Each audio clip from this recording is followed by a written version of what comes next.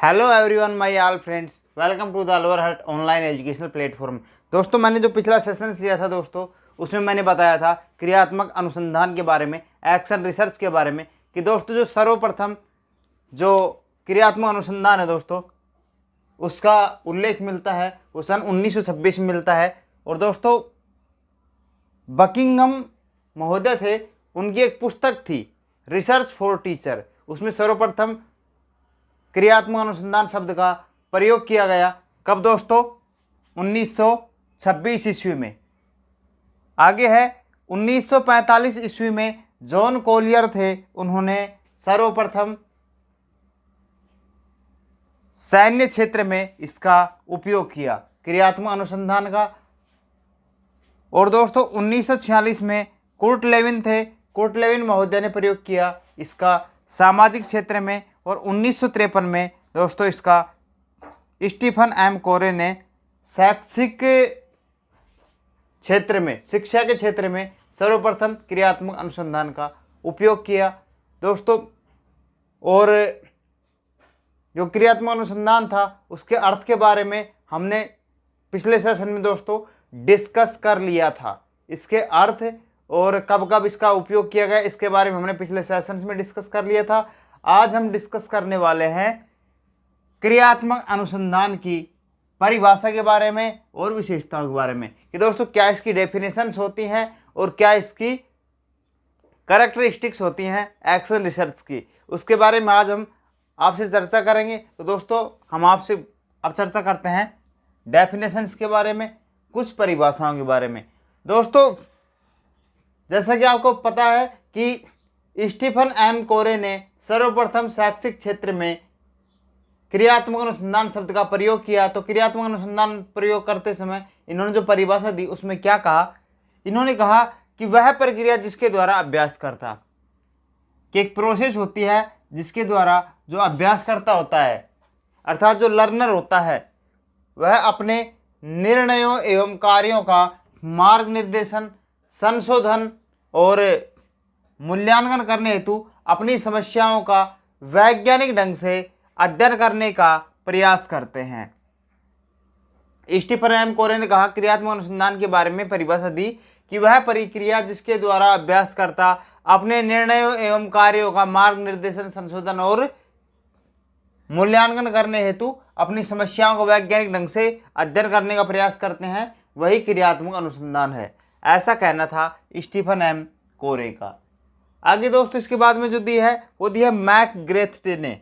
मैकग्रेथे थे, उन्होंने परिभाषा दी क्रियात्मक अनुसंधान की। उन्होंने कहा, क्रियात्मक अनुसंधान व्यवस्थित खोज की, एक व्यवस्थित रूप से खोज की क्रिया है जिसका उद्देश्य व्यक्ति या समूह क्रियाओं में रचनात्मक सुधार तथा विकास करना है।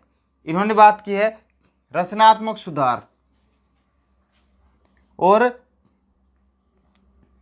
इसका उद्देश्य व्यक्ति का समूह क्रियाओं में रचनात्मक सुधार तथा विकास लाना है। इन्होंने रचनात्मक सुधार और विकास की बात की है। किसने? मैकग्रेथे ने। मैकग्रेथे ने कहा है, क्रियात्मक अनुसंधान व्यवस्थित खोज की प्रक्रिया है जिसका उद्देश्य व्यक्ति या समूह क्रियाओं में रचनात्मक सुधार तथा विकास लाना है। आगे है गुड।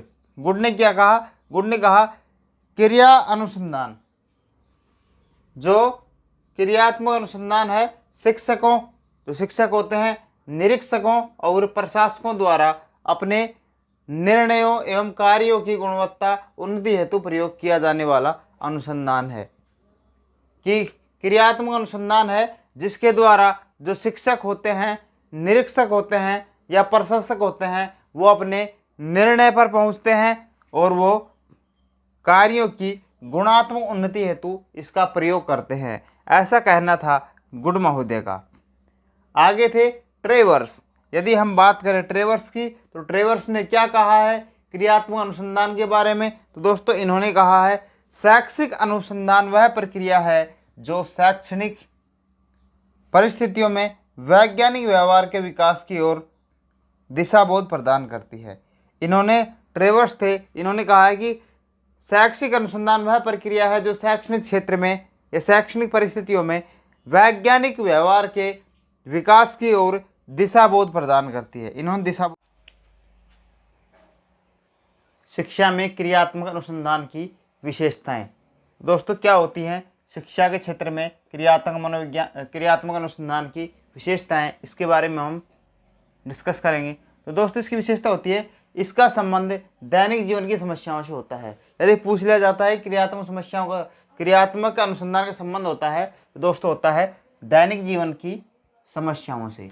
ठीक है, एक तो ये विशेषता हुई इनकी। एक दूसरी विशेषता है इसका उद्देश्य पठन पाठन एवं शिक्षण विधियों में सुधार लाना है। क्रियात्मक अनुसंधान है उसके द्वारा क्या है, पठन पाठन एवं शिक्षण विधियों में सुधार लाया जाता है क्रियात्मक अनुसंधान के द्वारा। आगे है इसे शिक्षक निरीक्षक व परीक्षक कोई भी कर सकता है।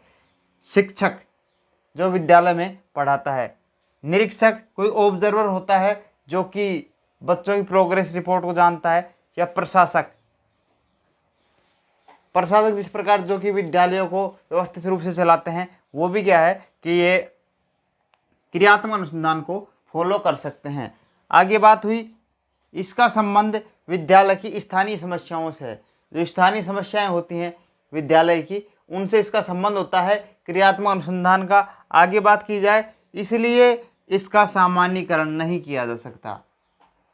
जैसे क्वेश्चन आ जाता है एग्जाम्स में कि जो क्रियात्मक अनुसंधान है इसका संबंध विद्यालय की स्थानीय समस्याओं से है, तो उसमें क्यूट क्वेश्चन में आ जाता है, जो कूट संकेतक प्रश्न होते हैं उनमें आ जाता है, उन ऑप्शंस में आ जाता है क्या इसका सामान्यीकरण किया जा सकता है, नहीं किया जा सकता है, किया भी जा सकता है, नहीं भी किया जा सकता है, उपयुक्त में से कोई नहीं। तो दोस्तों इसका होगा कि इसका सामान्यीकरण नहीं किया जा सकता, क्योंकि यह इसका संबंध विद्यालय की स्थानीय समस्याओं से होता है।